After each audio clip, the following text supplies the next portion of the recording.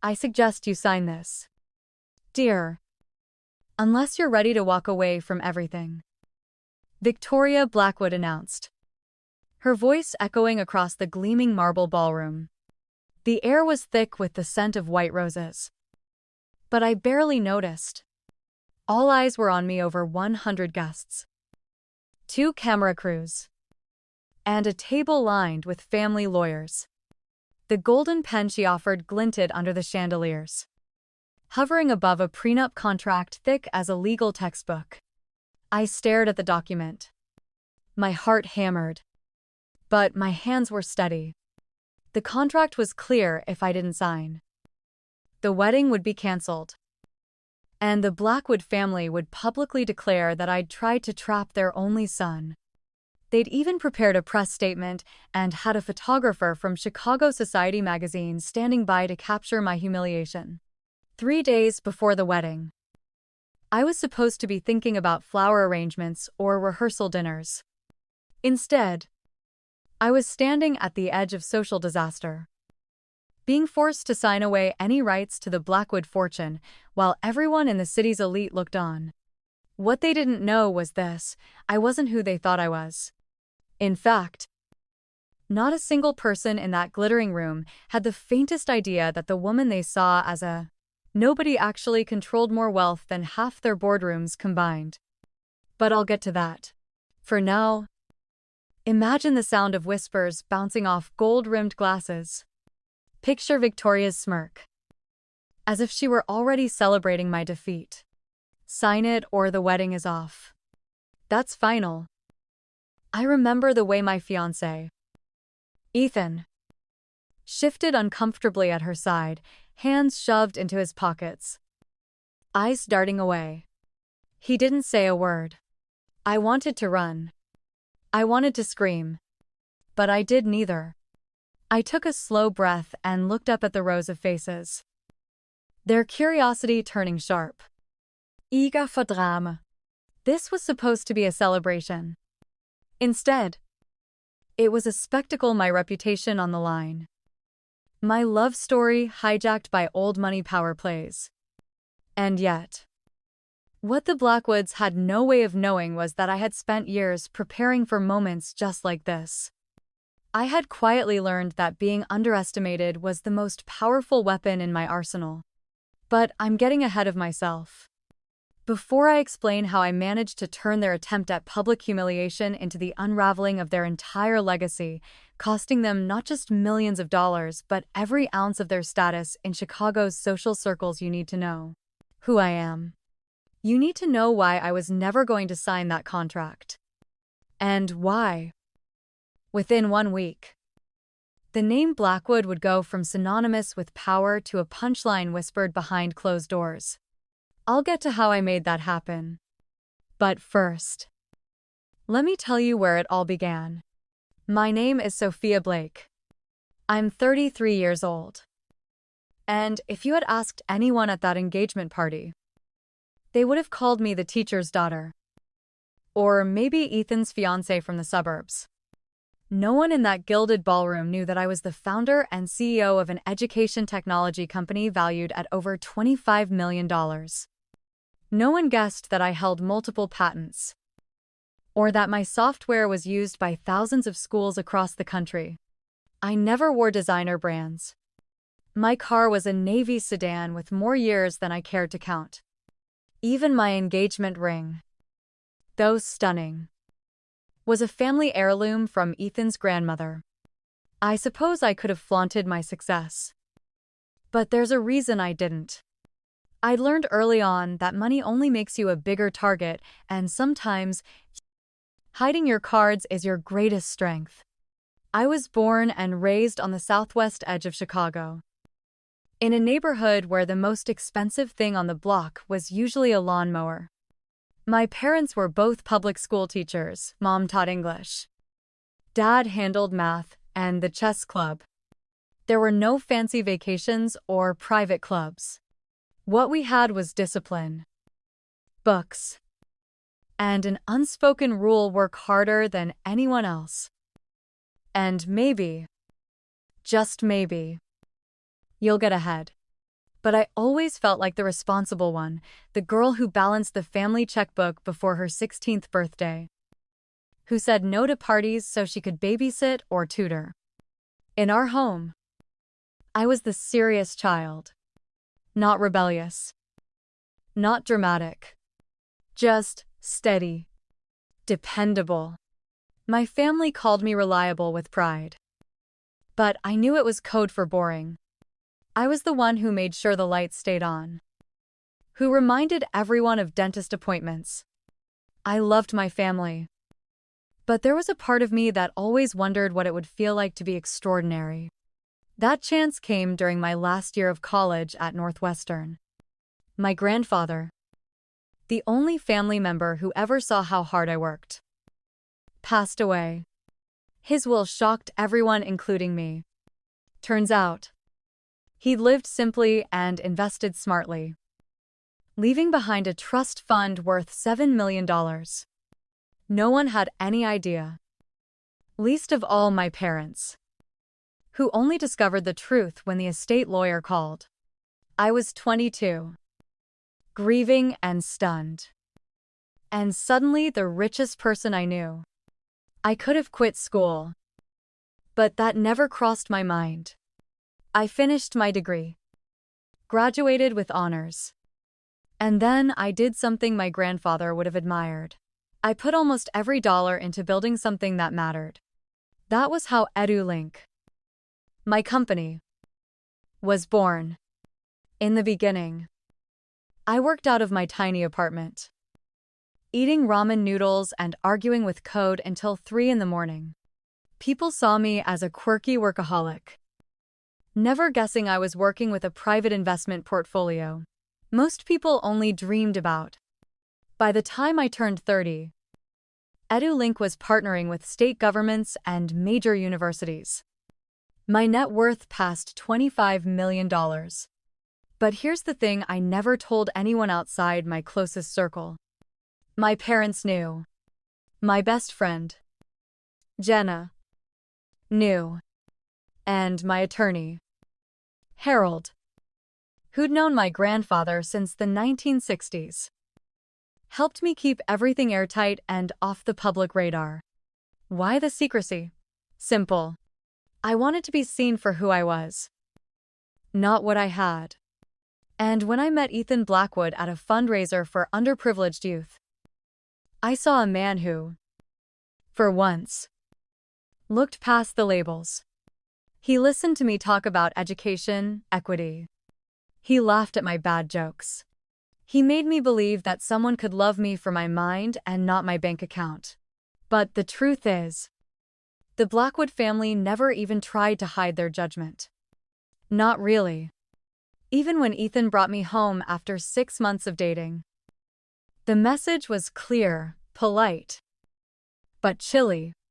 "You're so articulate," Victoria said over a 10-course dinner, as if she'd just discovered a stray puppy could perform tricks. Richard Blackwood, her husband, spent the night talking about legacy and family values, pointedly ignoring my efforts to join the conversation. I shrugged it off. After all, love stories are full of mismatched families. And Ethan, he always seemed different, gentler, more principled than his pedigree. When he proposed on our 2nd anniversary with his grandmother's emerald ring, I said yes. Not to the Blackwoods, but to him. But I can tell you now, the cracks in the foundation were always there, even if I tried to ignore them. And by the time that infamous prenup was slid across the table, those cracks had widened into canyons. But I'm getting ahead of myself again. Before the world saw what the Blackwoods were truly capable of and what I was capable of, too, there were years of small slights, quiet humiliations, and a slow-burning sense that I'd never really belong. And yet, what no one realized was that the girl who grew up reliable had learned to be something else entirely.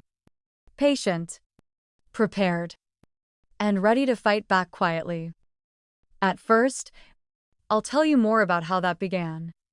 But before the storm, You need to know the kind of family I was up against. Two outsiders. The Blackwood family was American aristocracy founding partners of the oldest law firm in Chicago. Benefactors to every major museum. Faces on the society pages at every gala. Their mansion, no. Estate looked like something from a Kennedy photo shoot. Perched behind tall hedges in Lake Forest. Their parties made the news. Their opinions shaped boards and elections. But beneath the old money gloss was something colder. Something harder to describe unless you'd felt it firsthand. The Blackwood need to control.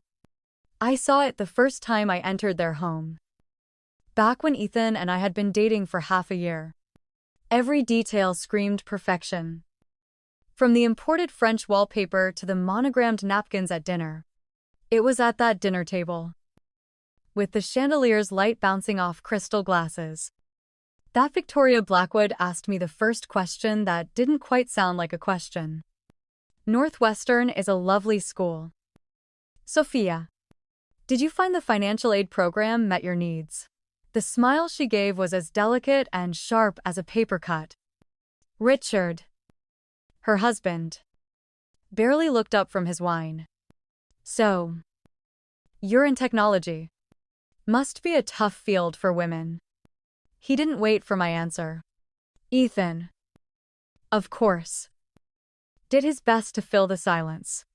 Sophia's company actually won a state award for innovation. He offered. Oh, Victoria's eyebrow arched.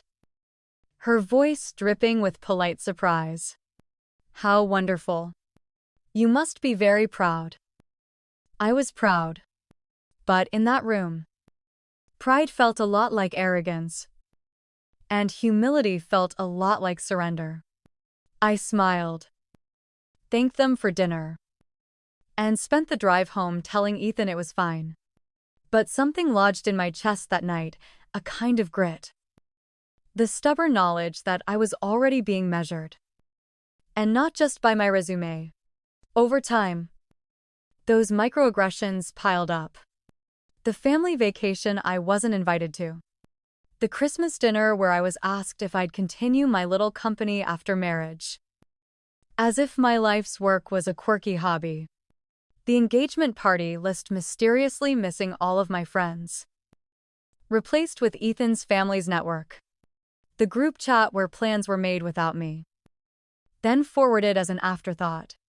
Looking back now, I realize how much I excused. I blamed old habits, generational differences, even my own insecurity. That's just how old money is, Ethan would say, trying to reassure me. They'll come around. But they didn't. And the more I tried to fit in, the more invisible I became. I remember one moment seared into my memory when Victoria placed a gentle hand on my shoulder during wedding planning. You know, dear, sometimes it's best to let the family handle these details. You don't want to be overwhelmed. She smiled as if offering comfort. But the message was clear. Stay in your place. And yet, I kept my mouth shut. I compromised on venues, on guest lists, on flowers and cake. I let myself believe that once Ethan and I were married, things would settle down, that our life together would belong to us alone. But beneath my patience was a resolve that went all the way back to childhood. When I was 10 years old, my parents' school went through budget cuts. My dad took a pay cut, my mom worked extra shifts. I watched them fight to keep our home, sacrificing for me, without complaint. I learned early to be grateful for every opportunity and to protect what little I had. Maybe that's why the Blackwoods' contempt hurt so much. It wasn't just about money. It was about being seen as less worthy, less accomplished, less human. Still, I had always handled humiliation quietly. I internalized it, letting it fuel my work, my ambition. I told myself I could win them over by being good enough. But humiliation doesn't fade. It builds. And by the time wedding week arrived, the cracks in my composure were beginning to show. The final straw came 3 days before the wedding. I'd spent the morning finalizing seating charts, still believing in the possibility of peace. Then, around noon, Victoria called, "Let's have tea." Just us girls. It sounded almost sincere. Instead, I arrived to find both Victoria and Richard in their formal sitting room. Legal documents fanned across the coffee table. Victoria poured tea but didn't touch hers. Richard slid a folder toward me, a prenup thicker than any legal pad I'd ever seen. He didn't bother with small talk. It's standard. Sophia. A simple matter of protecting family assets. Victoria chimed in. It's a formality. Dear. Anyone marrying into the Blackwood signs. It's just good sense. The contract wasn't just one-sided, it was predatory. In the event of divorce, I'd get nothing. All property, investments, even future income from joint ventures would revert to the Blackwoods. Worse, there was a clause about intellectual property developed during marriage clearly aimed at my company. Though Victoria insisted my little tech project didn't qualify as real wealth, I remember my hands shaking. But I forced myself to remain calm. I'll need a lawyer to review this, I said. Richard's smile was practiced. Of course. But we'd appreciate it if you could sign today. For everyone's peace of mind. Victoria handed me a gold pen. You understand, dear. Family legacies are fragile things. That was when it hit me, the realization that Ethan must have known about the prenup. That the family had planned this as an ambush.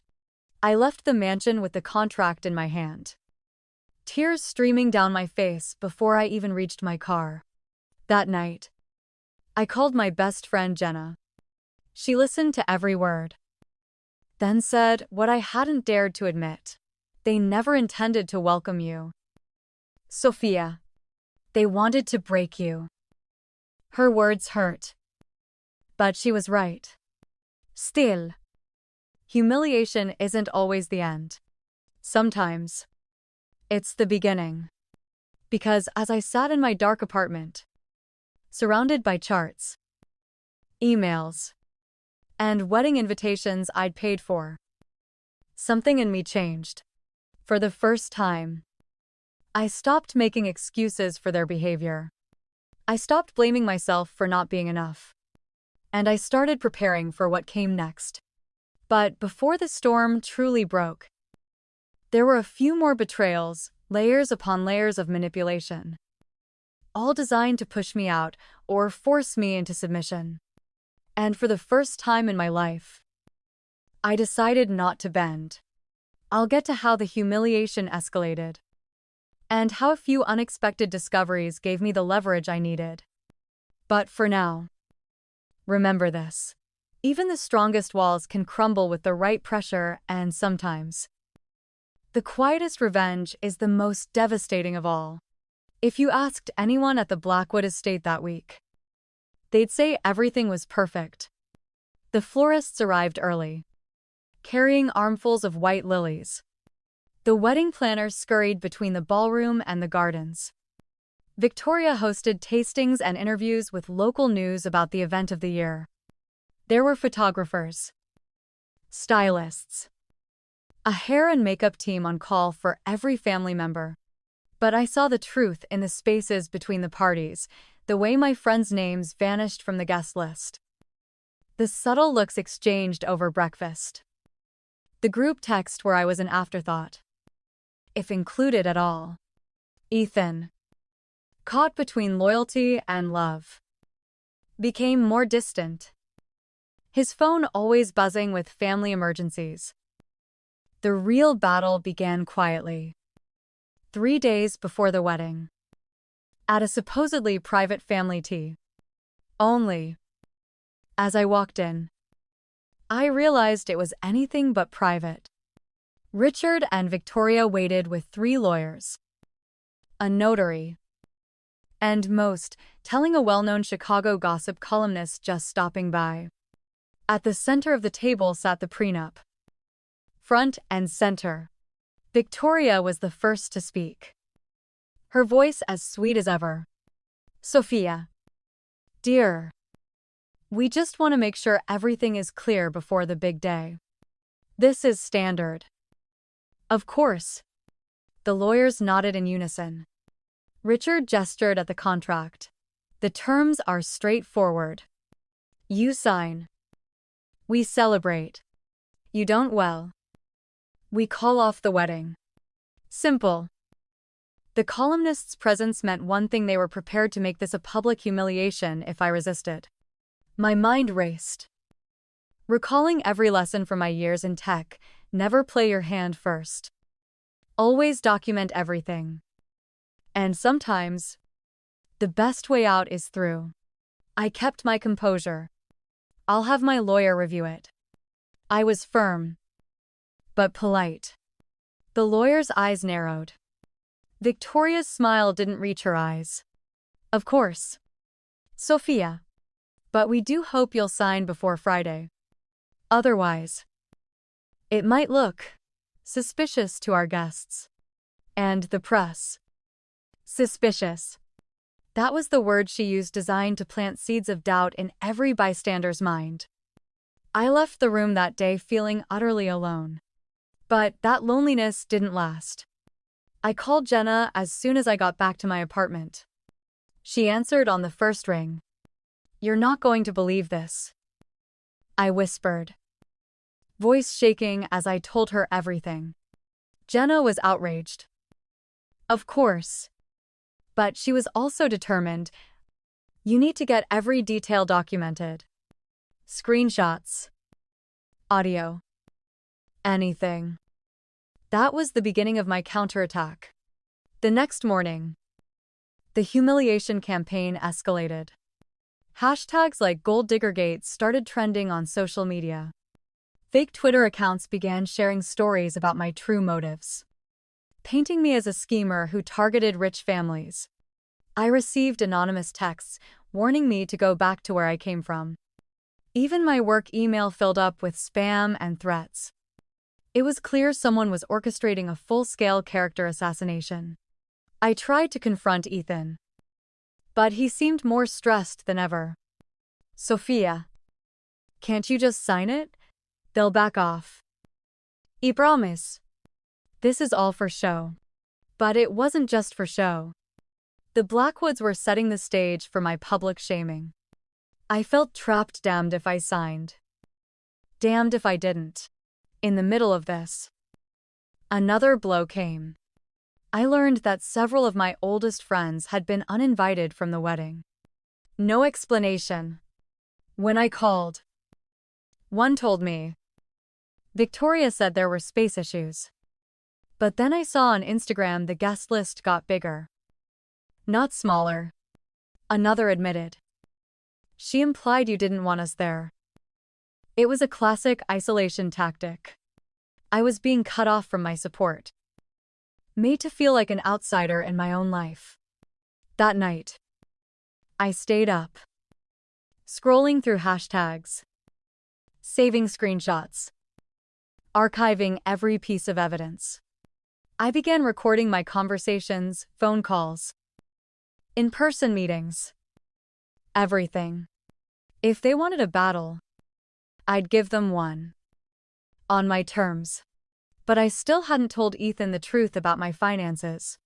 Part of me wanted to desperately, but another part knew I needed to wait.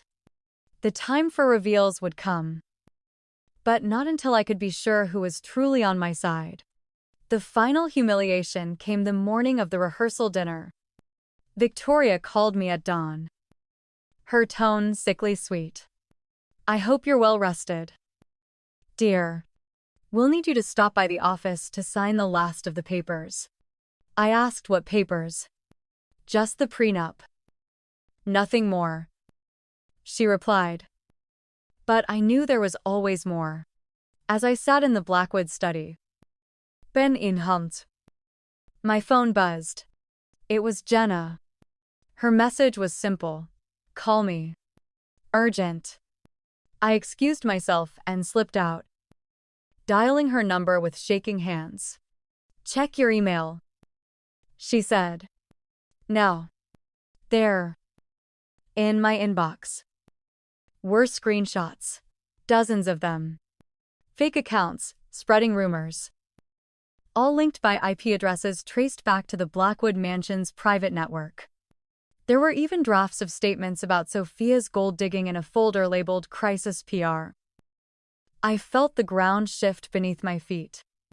This wasn't just a family feud. This was a coordinated smear campaign, designed to destroy me if I refused to play by their rules. And in that moment, I knew I couldn't win by playing defense. I had to change the game. For the first time, I felt the cold clarity of purpose, anger, crystallized into strategy. I'd been humiliated, isolated, and nearly broken. But I was done playing nice. Now, it was my turn to move. What happened next would shatter their carefully constructed world and reveal just how wrong they'd been about the girl from the suburbs. When you spend your life in the shadow of people who believe they're untouchable, you learn quickly. Documentation is your only weapon. That night, as the rehearsal dinner carried on in the Blackwoods ballroom, polished, glittering, and utterly cold, I sat at my kitchen table with Jenna, poring over everything she had uncovered. Jenna, my best friend since high school, was relentless. Not only did she trace the fake social media attacks back to the Blackwood Mansion's Wi-Fi network, she also discovered emails between Victoria and a crisis PR firm detailing their damage control strategy in the event. I refused to sign the prenup. They were ready to ruin me publicly, legally, financially. I sent everything to Harold, my family's attorney, who had handled my grandfather's estate and advised me since my first days in business. He read every line, his voice growing sharper as we spoke. They're not just planning a prenup. They're preparing to smear you, sabotage your company, and claim any intellectual property you create during marriage. This is as aggressive as it gets. Can they? I asked. Heart pounding. Not if you fight back publicly and legally. But you have to act fast. Sophia. Together, we began to build my case. I recorded every conversation with the Blackwoods from that point forward. Every meeting. Every phone call. Every suggestion and threat archived, labeled, and time-stamped. Harold reviewed the prenup line by line, flagging clauses that violated Illinois state law, especially those targeting future income and intellectual property. Meanwhile, Jenna set up a secure folder for all the evidence, screenshots of trending hashtags, emails from anonymous accounts, draft press releases from Victoria's laptop, even texts between Ethan's older brother and a notorious gossip blogger. The web was vast and damning. But perhaps the most crucial piece came from an unexpected source, an overheard conversation between Victoria and her lawyer, caught on Jenna's phone as she passed through the hallway outside the study. The audio was crystal clear.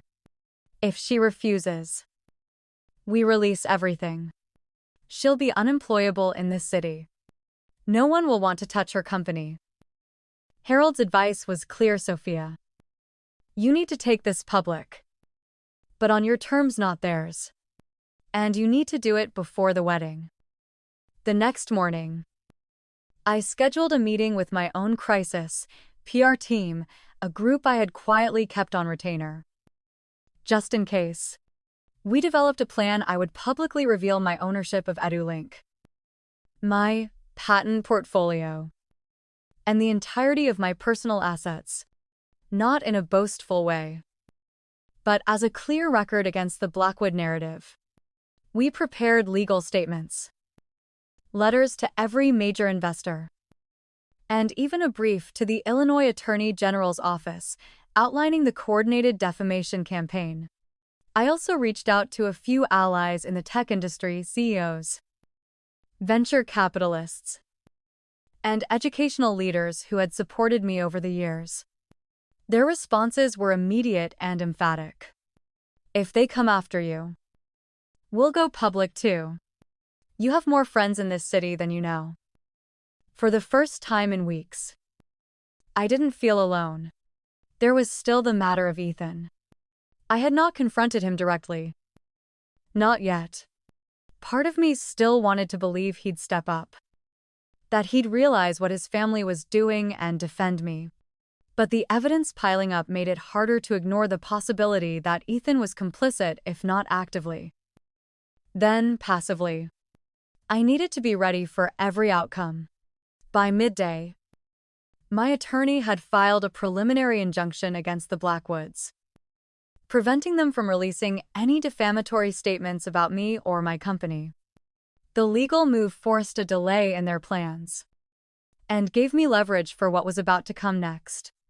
Then, as if on cue, Victoria called. Sophia. Dear, I hope you're feeling better. I wanted to let you know we'll need you at the house tonight for a family announcement. I agreed, my voice perfectly calm. Of course. I'll bring my lawyer. There was a pause just long enough to signal she hadn't expected that. That won't be necessary. Dear, I insist, I replied. As I hung up, my heart was racing. The chessboard was set. Every move mattered now. What happened that night would be the turning point, a confrontation that shifted the power in ways the Blackwoods never saw coming. But the best was yet to come. Because when you're fighting for your life, your reputation, and your future, the quietest revenge is the one no one expects until it's too late. The Blackwood mansion was ablaze with light that evening. As if nothing could dim their confidence, I arrived with Harold, my attorney, in tow. In my hand was a slim folder containing more than evidence. It was a declaration of war. Victoria greeted me at the door, her voice sugar-sweet, but her eyes sharp. I see you brought company, she murmured, glancing at Harold as if he were a caterer who'd shown up uninvited. Inside, the family was gathered. Ethan sat stiffly on the couch, hands knotted in his lap. Richard paced near the fireplace, jaw clenched.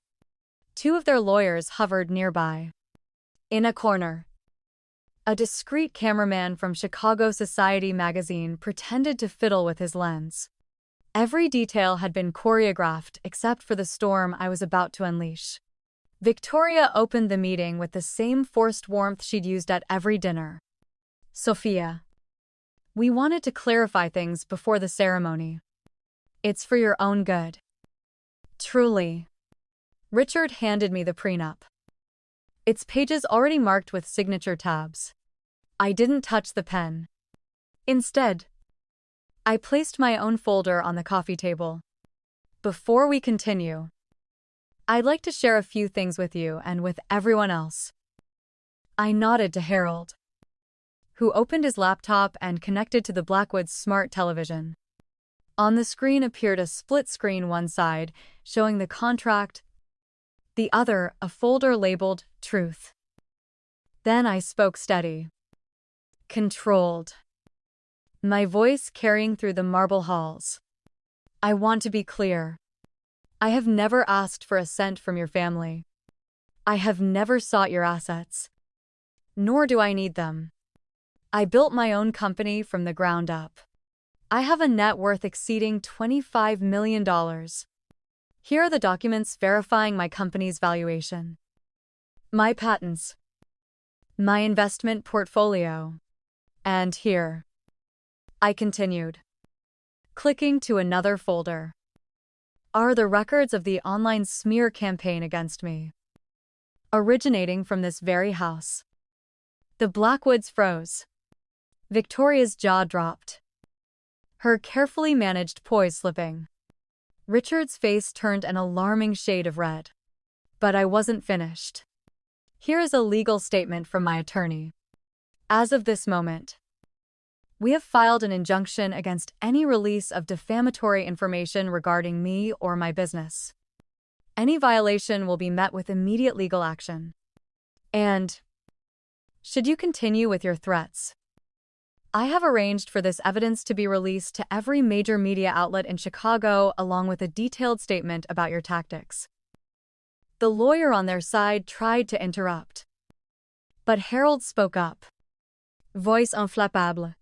These documents are notarized, and copies have been filed with the Attorney General's office. Furthermore, evidence has been sent to EduLink's Board of Investors and to several journalists on a time release.